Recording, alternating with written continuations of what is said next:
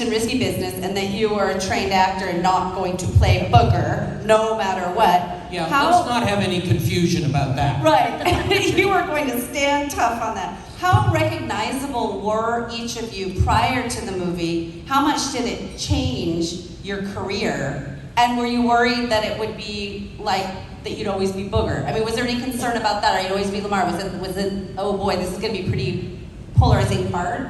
Well, it never occurred to me that, you know, you could get typecast in a film like this. It was just a job, it was a lot of fun, and the movie finished up, and, you know, I went on with my life, got back on the motorcycle, drove the Corvette, the whole deal. And when the thing came out, it was a hit. And all of a sudden, it became challenging to go places in public.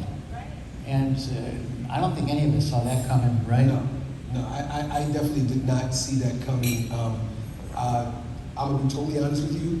My agent said to me, look, you need to get some tape, some film. So just go ahead and do something. Because you need, when you're an actor, you need what they call a reel, which is stuff that people can look at and say, oh, no, this is what you do.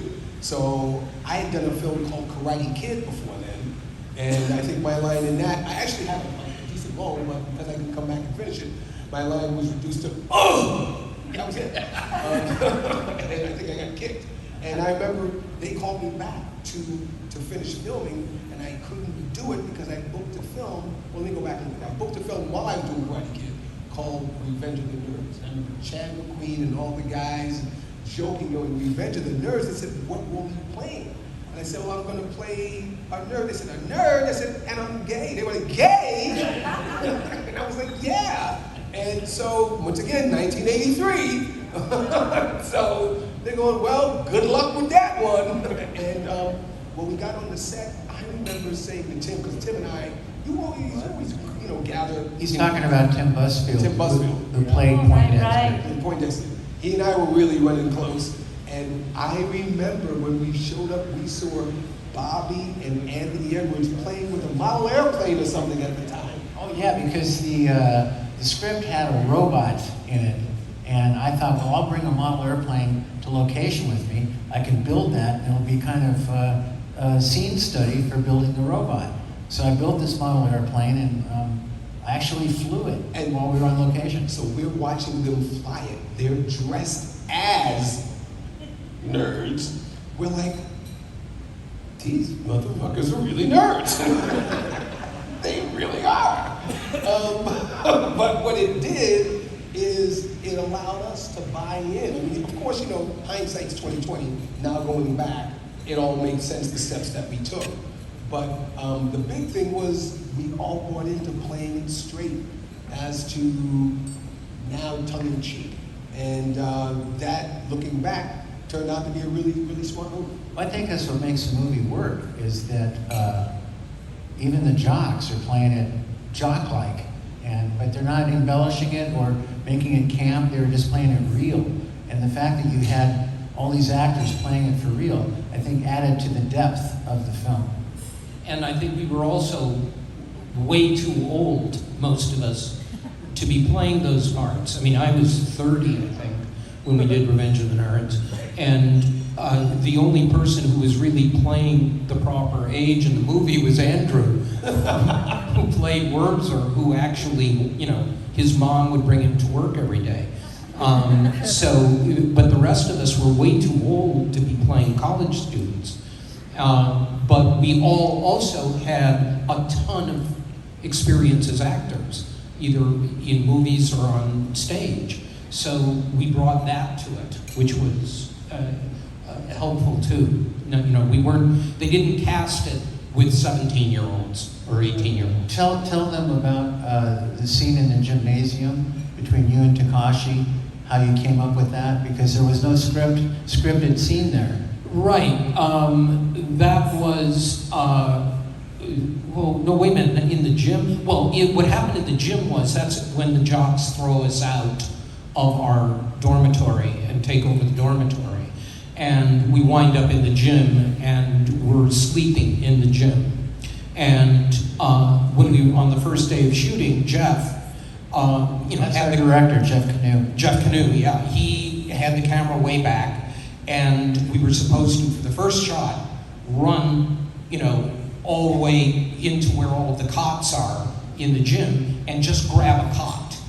And Jeff didn't give us cots where we were supposed to. He said, just grab the first one you can. So that's what we did.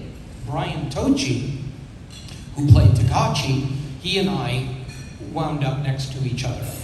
And we're sitting there, and they're going on to shoot other things. And Jeff sees Brian and me there, and he comes by and says, we're finishing up over here. Come up with something, because you're next. Which meant we just had to, because there were no lines written for anything. So Brian and I came up with a bit in that scene, which I don't even remember right now. Yeah, it was the poker bit. The which? Poker.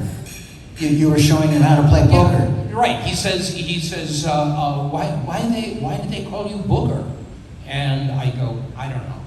Because, I'm sorry, people are still eating their lunch. I shouldn't be doing that. But what that did was, it gave them something to film off the cuff.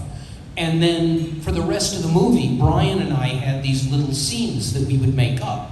Whenever they were short of something, they would say, Jeff would say, just come up with something. So there was some of the improvisation kind of at work on it, which really, I thought, added to it. Oh, absolutely, because it, like Curtis just said, the dialogue and the interplay between these characters wasn't in the script. I mean, the script is only 100 pages long, and they're going to cut a bunch of it out anyway. So, it was like an outline. The script was an outline. Yeah, I think in the original script, I think I had like 4 lines in the original script. So what was brilliant from Jeff's point of view is he chose folks that could bring characters. Right. And I'm thinking, forgive me, knowing that we would come up with something. And it was, the other thing that was really interesting was that we bonded, as a cast. And that doesn't always happen. I mean, you guys know just from when you put 5 people together, they're not always going to hang out together. You got some folks going to say something to each other. You got folks that are going to say to one another. But we kind of really liked each other. And maybe the collective fear of, oh my God, we have to come up with some stuff. I mean, that would bond you. If you're looking at a script that's 100 pages. And then you were saying how you played it straight, and I was going to ask why you think this movie resonated so much with people, more than probably you would have expected. Do you think it's because of that? And then also, do you think that there were just kids out there who were each of you?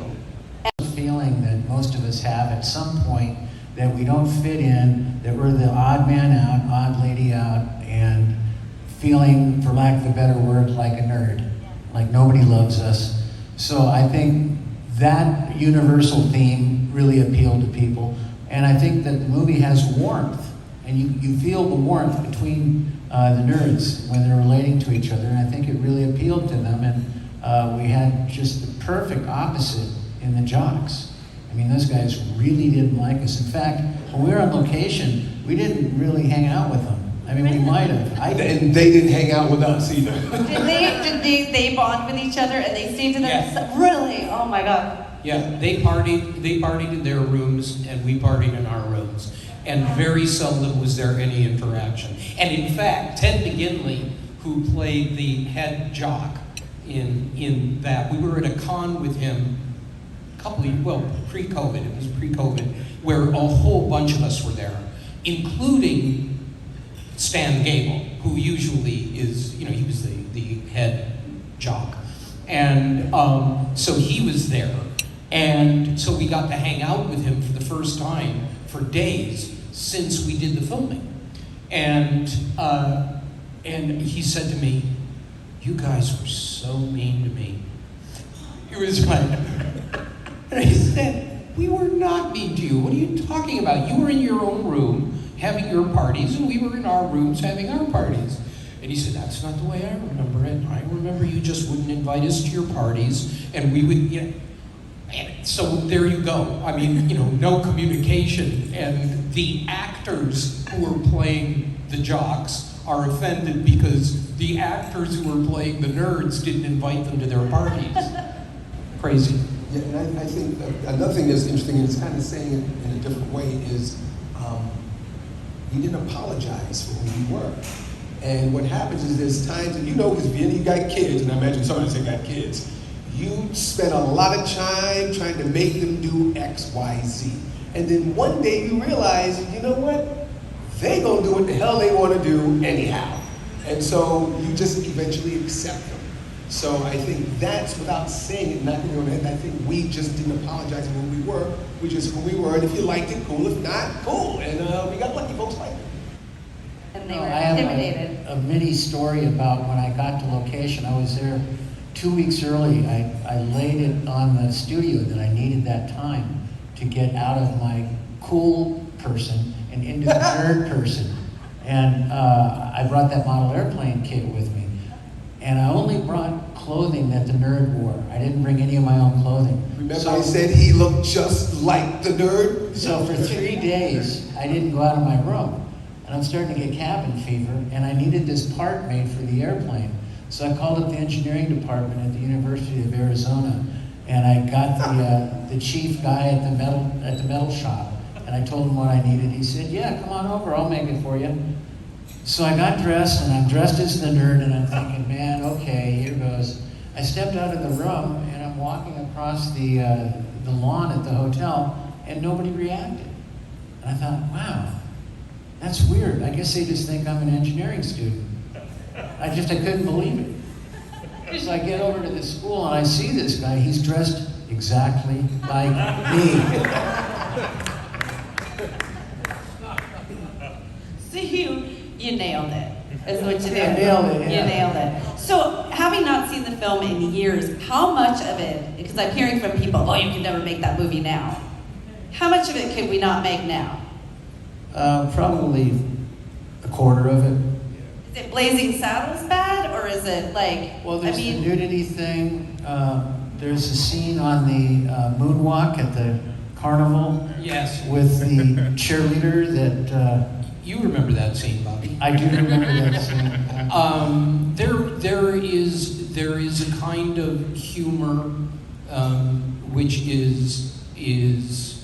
would not be something that people would do now, just because times have changed, and that's the way it should be. I mean, right.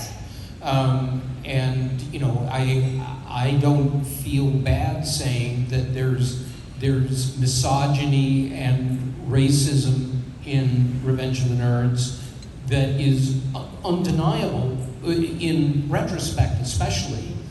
Even at the time, it was a little dodgy. It was on the edge. I mean, we had one scene with Anthony Edwards' character's uncle, and he was... Oh, that's right. We told him that we had joined a black fraternity, and we all were wearing dashikis, and he got livid. He got so livid that they cut the scene from the film. It was just so cruel. Yeah, it was unbelievably cruel. And deeply anti-Semitic, because the guy, Anthony Edwards' uncle, we shot it in Vegas. It was the one thing that we shot outside of Tucson. We had to go to a casino in Vegas to shoot one scene with Anthony, his uncle, in this Vegas casino. That was the only time I went at the casino, just so you know. Huh? I put in like 50 cents in the machine, and the shit hit. Yeah. And they were like, okay, we got to film. I didn't have time to go back to play again. Oh. I like Vegas. If you see the box set of the DVD set of Revenge of the Nerds, it has that scene in it. It was never finished, really. It was never color coordinated or anything. It looks crappy, but it shows you how wrong you can go. Yeah. Well, you watch it all that where the boss is drunk driving out of the driveway and they're all laughing at it. I mean, everything has changed so much. It does. And it should. I mean, Lucy, I think, smoked a cigarette while she was pregnant on I Love Lucy. So, yeah, things are different. To answer your question about how do you know it's a hit, it just literally hits you in the face. One day you can walk into the store and be a customer, the next day you're Lamar! Yeah. And you're like, huh? You look around because you don't, nobody preps you for it, you don't know it, it's weird. You hope that the film is successful, but you don't get to choose how people react.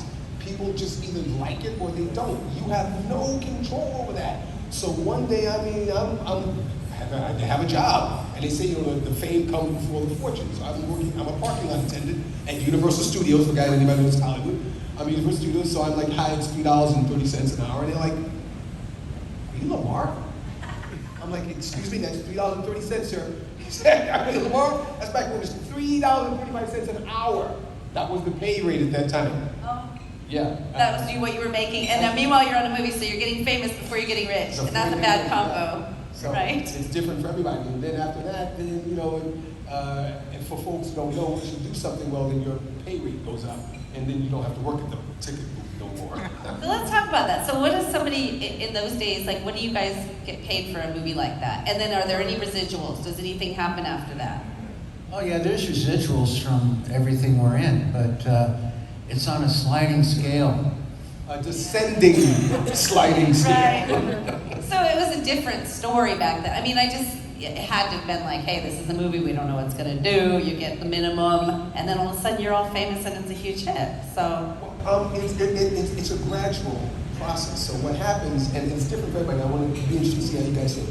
How did I know, because you asked kind of, like there's 8 stages in that question. Yeah. The first one is, how do you know it's gonna be a hit? You don't know when you're on the set. You hope you know. Actually, you hope when you're reading it that it's going to do well. Or when I read it, I was like, okay, and I just need to work. So I'm just going to just do it and hope that I can get something else. When I knew was when, if you guys remember, there was a screening at Fox. And they called us, and no, they didn't tell us anything. They just said, come on down, there's a screening at Fox. And there was a casting crew screening, but body just went crazy. I was like, oh, snap. This is really funny. And when they did a sneak preview in Westwood, Westwood's a little village within LA where they have some big movie theaters, and they do a sneak preview to try to build up word of mouth. They didn't really Talks about a lot is that we went into doing this movie with a lot of support from 20th Century Fox. Then they had this change up at the top, and the guy who came in hated the project. And they started getting word back from Hollywood when they would see the dailies that they didn't like them, and they had to change things, and it was like a nightmare because you're working on a project that you're afraid is going to get the plug pulled on it. And so they finished the movie, and the thing about it was they tried to destroy the movie on release. They had to put it out because they'd spent the money already. But they cut back on all of the promotional stuff. They cut back on the number of theaters it was being released at. So when we went to that preview in Westwood, yeah. Westwood, when we went to that, it was astonishing to see all of those people. What we didn't realize was that this was not something which was being replicated around the country. We were lucky because our movie came out at a time when cable TV and VHS tapes were coming into play. And it was the kids who would rent the VHS tapes or watch, you know, endless repeats of the movie on cable. That's what made Revenge of the Nerds the hit, more than the actual release of the movie in theaters. Yeah, because the person that was in charge of distribution at 20th Century Fox, the opening weekend, again, the theaters were reduced, and on Monday, Tuesday, Wednesday, the next week, the head of the studio was getting calls from other studios. Why didn't you open this wide? Didn't you know what you had? What's the matter with you guys? Yeah, they screwed up. But, you know, people are still talking about this movie, so. Yeah, like us right now. Yeah, we still are. And I'm going to ask one more question, then we'll open it up to see if anybody else has questions. So start thinking about your questions. We were talking about how we can't find it anywhere right now. You guys didn't really have an answer for that, but that got us on the topic of reboot possibilities. So let's talk about you were talking about a reboot that almost happened? I was talking about what? A reboot of this that almost happened, that was partially happened. It's happened a couple of times. Yeah, let's hear about that. Howard Stern at one point got the rights to it. He was going to produce his own version of Revenge of the Nerds. And then that didn't happen for some reason, which I'm not sure about. But then they did actually cast and start filming a Revenge of the Nerds remake, which Bobby knows more about the script, but we were not involved. Didn't you read it? I read the script and, well, there's one word for it, disgusting. Yeah, what happened was they went to Duke University, Yes. which was where they were going to shoot this, as we did University of Arizona. They were going to shoot it at Duke. And my memory is that this was after the scandal at Duke University, the rape Yes. scandal at Yes. Duke University. And Duke had been given a copy of the script with the worst stuff taken out. So they had given the authority to shoot on their campus, not realizing what was actually being shot on their campus. Same thing happened with ours, by the way. But they found out. And they thought, all we need is more bad press. Yes, So they pulled the plug on it. And midway through shooting, so they lost their shirts on that one. And it's never been revisited since. Right. And just to add on to that, the difference between, because there's obviously been a slew of movies, you know, nerd, with that theme, and it was something that Bobby said earlier that I think is the difference between what we were lucky to do and what others did. The others play caricatures of nerds, as opposed to that really being them. Mm-hmm. So a caricature is a facade, and it can only stay for so long, and you don't really believe it, so it can't hold it. And also, you don't feel the empathy and, you know, of these characters. I mean, these are empathetic characters who care about other people. They're not jocks who don't care about anybody but themselves. Yeah, but you were mean to the jocks. Very good. You were mean to the jocks. You didn't let them come to your hotel room and play, according to the jock. They had were the sad. girls playing on They were fun. Yeah, they did okay, by the way. I'm sure they did. Does anybody have any questions? Anybody? I'll come to you with a microphone. I know you're your biggest fan right there. I can see him. He does. You're thinking about it. You're thinking about it. I just want to thank you guys for coming and doing this show today. I mean, it's just lovely. The question I have is in the description of the movie, someone talks about the party scene that you guys had and how the party was rather dull until Booger supplies everyone with high-class marijuana. Was that a Jack Nicholson Easy Rider situation where you guys were method acting on that, or was that all movie magic? I don't remember us riffing on that, but if you remember at the beginning of that party sequence, the Moos show up, and Curtis goes to the door and starts letting in the Moos. And he goes to shut the door, and another Moo comes in. He tries to shut it again, and another Moo comes in. That was right out of Risky Business. Yeah, that was a Risky Business thing when the hookers come over to Tom Cruise's house while his parents are out of town, and Bronson Pinchot is letting them in the door, and they just keep coming. So we did that as a tip of the hat to Risky Business. Yes, but homage. you know what? The truth is, I was so appalled by everything Booger did that I played against it wherever I could, consciously, and threw away stuff, you know, so that I remember one of them was the line when the jocks are going by on the motorcycle, and Ted says, "What are you looking at, nerd?" And I say, "I thought it was my mother's old douchebag, but that's in Ohio," which was in the script. It was one of my biggest lines in the script, and I played against it so successfully that I could actually watch it and not cringe, and people thought it was funny.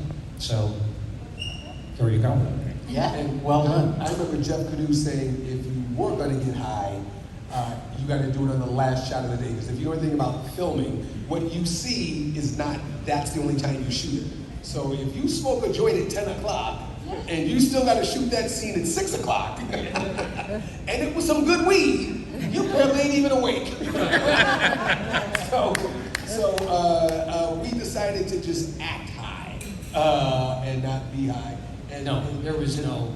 And once again, those are just, man, there's a confluence of events that have to be in play for a film to be a hit. Like you were talking about Top Gun earlier. The reason Top Gun was a hit right now because there was COVID. You couldn't have predicted that 10 years ago or 5 years ago when they shot when they wanted to do the reboot. We couldn't have predicted at the time that we did Nerds that, like you were talking about the VHS scenario, that another big thing at that point was, everybody forgets about this, is the Olympics came out when the Nerds came out. So that was the exact opposite for folks who weren't interested in the Olympics. If you weren't a jock, this was the thing to go see while the Olympics were on.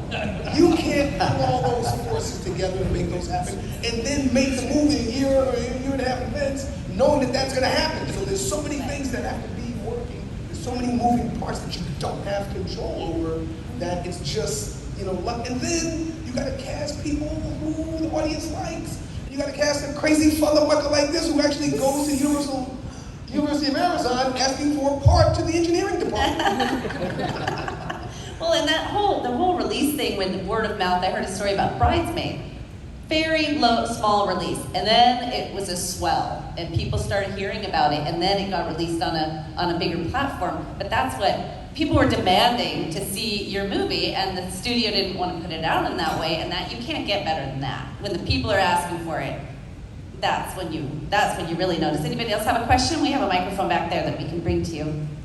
Larry, other than Nerds, I love Space Camp, and for you, Bobby, it was John Carpenter's Body Bags. And Curtis, it's gotta be One Crazy Summer, or maybe even Southland Tales. Wow. But yeah, right?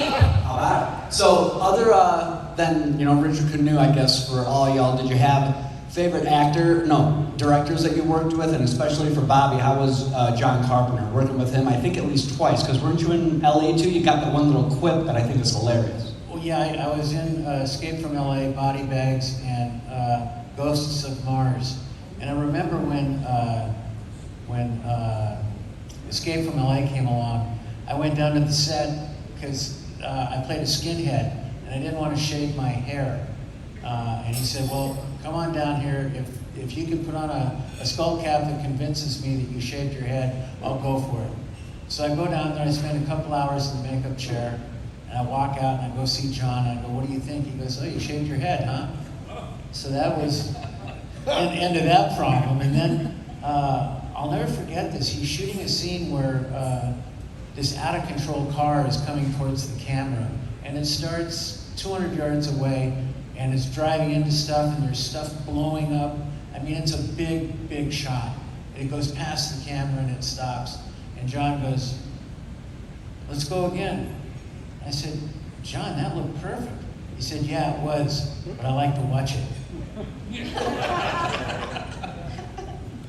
So that was John Carpenter. I really loved working with him. But I also loved working with Mark Rydell and the Cowboys, and Hal Ashby in Coming Home, and Scorsese in Mean Streets. Jeez, look at him dropping those names. You have to reach back for that one, and don't blink or you'll miss me, but I'm in it. Wow. So I know you didn't want to talk about this, but we're going to talk about Paris Hilton right now. Oh my God. It made me laugh. At backstage, I said, is there anything you don't want to talk about? And straight face, he goes, Paris Hilton. And I said, why? And it was like, because I'm kidding. There's nothing. Does anybody else have a question?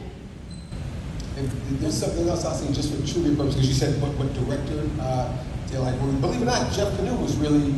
Jeff Canoe was a great director of this show. Great director. He really was. Directors' jobs are to get the best performance out of the actors by any means necessary, and no two directors are alike. One of my favorite directors was Walter Hill.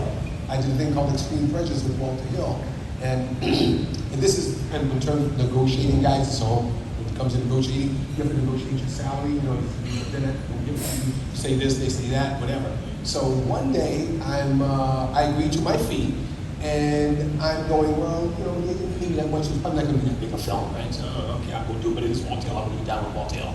So they're taking the day. One day there's supposed to be an explosion. And I show up on the set. And I'm thinking this is a small set. The whole block is cordoned off. The whole block. And the block is like, it's huge. Like maybe from that hotel, from where the sign is to where we are. Whole block. Oh my God. They are blowing up the whole block with explosions. We come in for lunch, and they have ice carvings and cellists and violinists playing. And I'm going, wait a minute, this is not a cheap film. And so I go, why did you not going to use a figure here? And they said, why did, and so I said, as I pulled Walter to the side, I go, wait a minute, Walter, I thought you said you didn't have no money. You only paid me like 20 grand. Why you only pay me 20 grand? He said, because you said yes.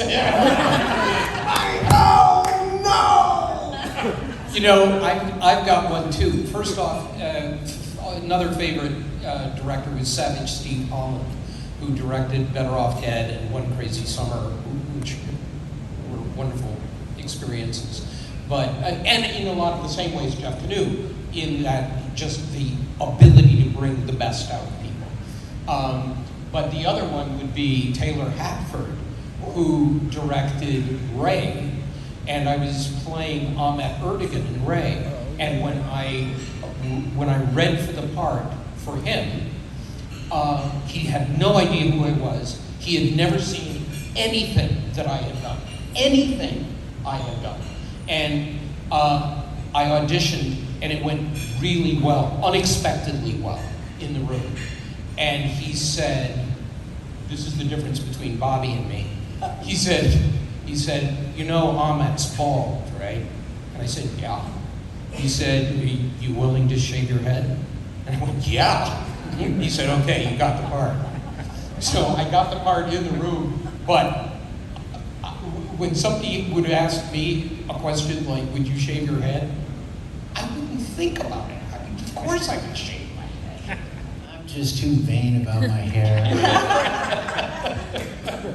Curtis, what about dodgeball? What was that experience like? About what? Dodgeball. What? Dodgeball. Dog story. I'm curious what it's like to work with somebody who's written and is directing and is producing the film. Because I heard an interview with Ben Stiller the other day talking about that very thing. What does that feel like on a set?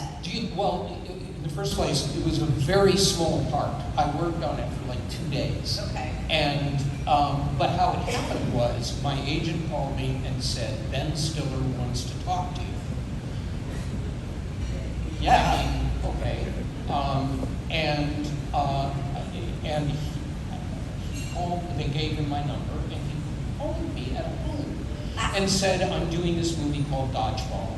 And he said,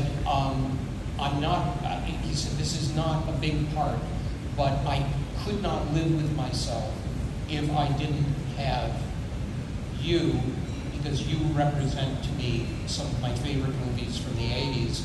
You have to be in my movie. And I went, wow! Let me see, Ben. Yeah, so, and that was the one experience that I had with him. It was just sentiment. And then when I finally showed up, I admitted to him, which was true, that for many, many years I had a serious crush on his mother. Oh my God! I'm not sure for Ann Mira. I had a thing for Ann Mira for years. I didn't see that coming. I didn't see that coming. I thought it was going to be his wife. That came out of left field. She was attractive and funny. What is not to like?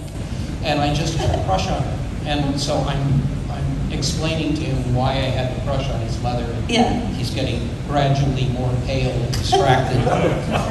So, the other thing you said about in terms of reaction, I got such an outpouring of love from the gay community. And once again, you don't see this when you're doing the role, you're just doing it yourself. Yeah. And I can't tell you how many people came up to me and said, you know what? And I've even heard them say to each one of these guys, you reminded me of me. I wondered about that, yeah. And thank you, because that was the first time I saw somebody that looked like me not apologizing for being themselves. So it gave me the strength to move forward. And once again, you know, it's a time capsule thing. Now you say nerd, you just accept it, you don't even think about it.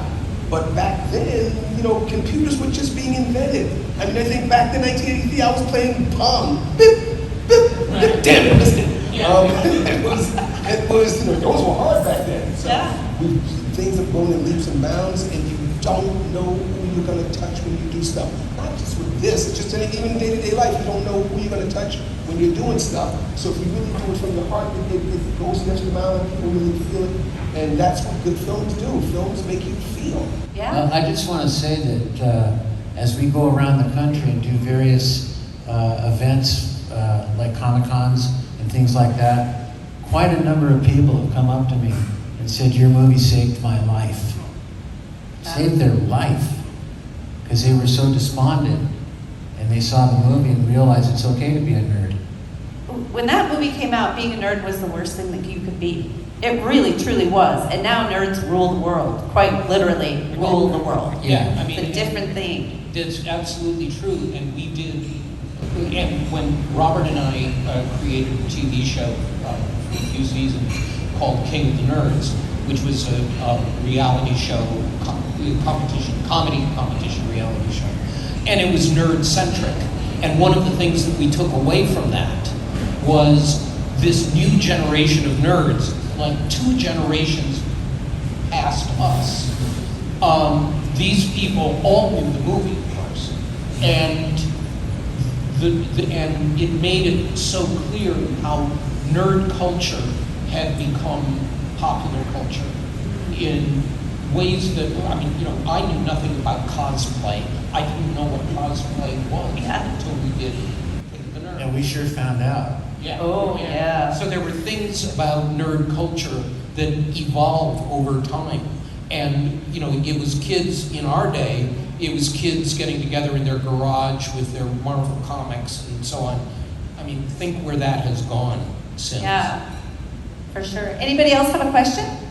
Ann, or do you have to leave today? A few more hours. A few more hours? Yeah. I hope you like our fine city. We love having you here.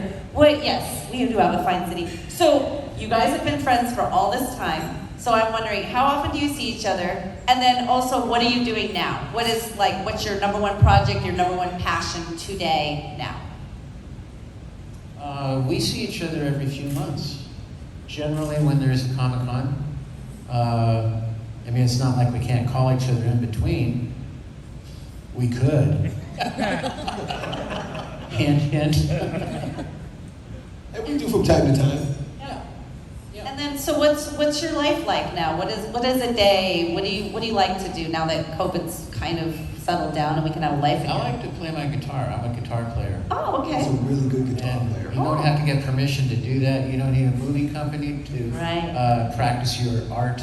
And the thing I really like about it is you can't fake it. You have to put in the hours. So I like that a lot. I am just doing, I'm in the process of moving back east after 40 years in Los Angeles. So, And he's not going to tell you, but Curtis, didn't you write a book? I wrote a book. I did write a memoir called Revenge of the Nerd. It's a fine which book.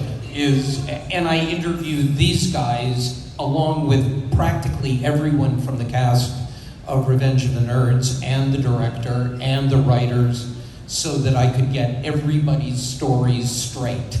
And it's also about the other stuff that I've done, but it's the significant chapter at this point is the Revenge of the Nerds one. So yeah, I did that. That was Very cool. right before COVID. Yeah. Yeah.